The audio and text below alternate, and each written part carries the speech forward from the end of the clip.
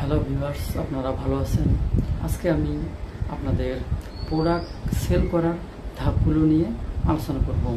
আপনারা যখন একটা ডেভেলপার কোম্পানিতে চাকরি করবেন বা সেলসম্যান হিসেবে দায়িত্বে থাকবেন, তখন আপনাদের কোম্পানিতে যে প্রোডাক্টগুলো থাকবে তা থাকতে পারে অ্যাপার্টমেন্ট প্রজেক্ট থাকতে পারে, অথবা ল্যান্ড প্রজেক্ট থাকতে পারে, সিটি বা কন্ডোমিনিয়াম প্রজেক্ট থাকতে পারে, অথবা হোটেল প্রজেক্ট। এই 4 ধরনের প্রজেক্ট কিন্তু থাকতে পারে। তো প্রথমেই আপনাদের যে বিষয়গুলো জানতে হবে সেটা হচ্ছে প্রোডাক্ট সম্বন্ধে। আপনার কোম্পানির যেগুলো প্রোডাক্ট থাকবে সেই প্রোডাক্টগুলো সম্বন্ধে ধারণা আপনাকে আগে নিতে হবে।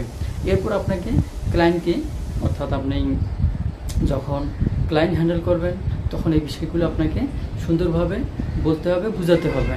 অর্থাৎ প্রথমে যে ধাপটা আসি সেই ধাপটা হচ্ছে প্রোডাক্ট, অর্থাৎ আপনার কোম্পানির যে প্রোডাক্টগুলো থাকবে সেই প্রোডাক্টগুলোর সম্বন্ধে আপনাকে বিস্তারিত ধারণা নিতে হবে।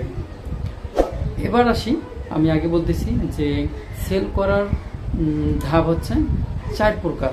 প্রথমে আসি যে বিষয়টা, সেটা হচ্ছে প্রোডাক্ট, অর্থাৎ আপনার প্রোডাক্ট সম্পর্কে আপনার কোম্পানির যে প্রোডাক্টগুলো থাকবে সেই প্রোডাক্টগুলো নিয়ে আপনাকে প্রথমে কি করতে হবে, অ্যানালাইসিস করতে হবে, জানতে হবে।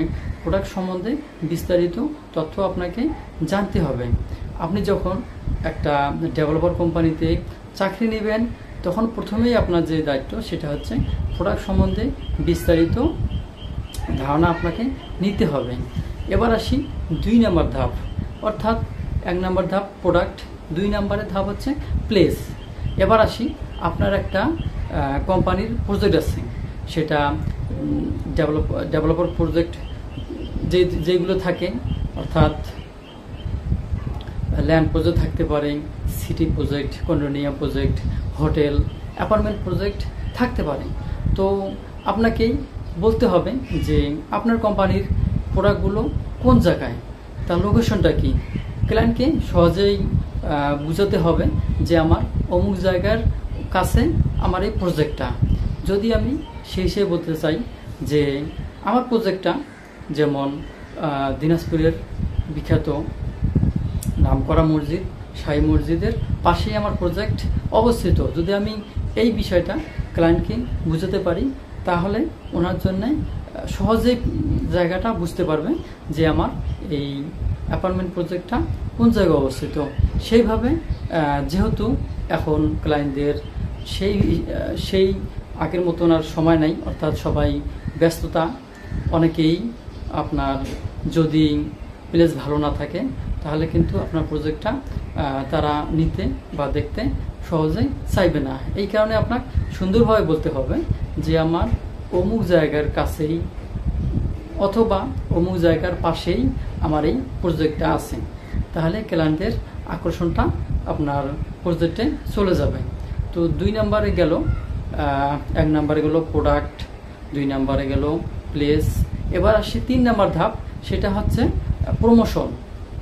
এবার আপনার কোম্পানিতে, ডেভেলপার কোম্পানিতে যেই প্রোডাক্টগুলো থাকবে সেই প্রোডাক্টগুলোর প্রমোশন করতে হবে, অর্থাৎ এই প্রোডাক্টগুলোর গুণাগুণ এবং এর ভালো দিকগুলো ক্লায়েন্টকে বলতে হবে। যদি আমি বলি আমার প্রজেক্টটা উত্তর দক্ষিণমুখী, তাহলে কিন্তু সহজেই একটা ক্লায়েন্ট সেটাতে আকৃষ্ট হবে। এই বিষয়গুলো দেখতে হবে এবং বলতে হবে আমার এই প্লটটা corner plot, south facing plot.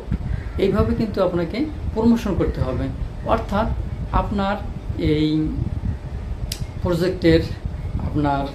প্রজেক্টের ভালো গুণাগুণগুলো আপনাকে তুলে ধরতে হবে একজন ক্লায়েন্টের কাছে।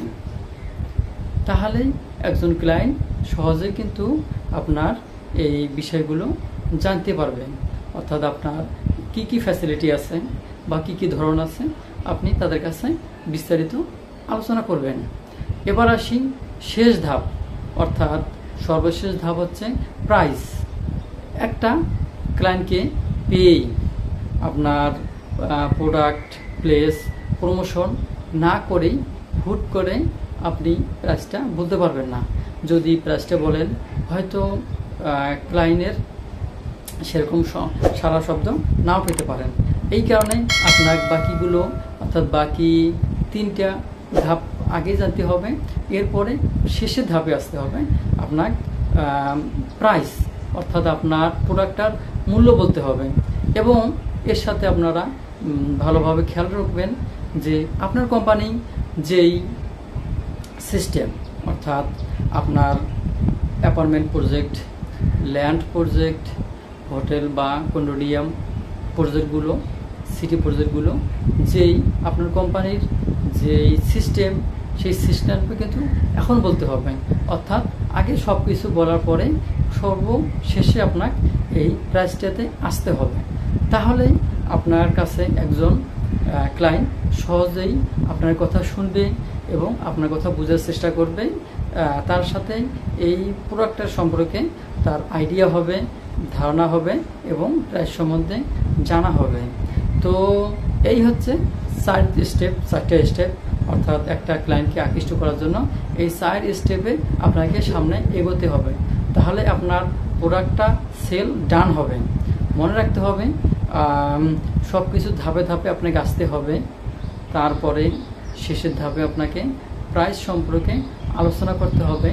আপনার ডেভেলপার কোম্পানিতে কি সিস্টেম, ডাউন পেমেন্ট, ইনস্টলমেন্ট যেগুলো থাকে না কেন, আপনার সম্পূর্ণ এবং আপনার প্রজেক্টে অর্থাৎ আপনার ডেভেলপার কোম্পানিতে যদি ডিসকাউন্ট থাকে সেই ব্যাপারেও কি করতে হবে, শেষে আলোচনা করতে হবে। তো আজকের মতো ভিডিও এখানেই শেষ। আপনারা ভালো থাকেন, সুস্থ থাকেন সেই কামনায়। খোদা হাফেজ।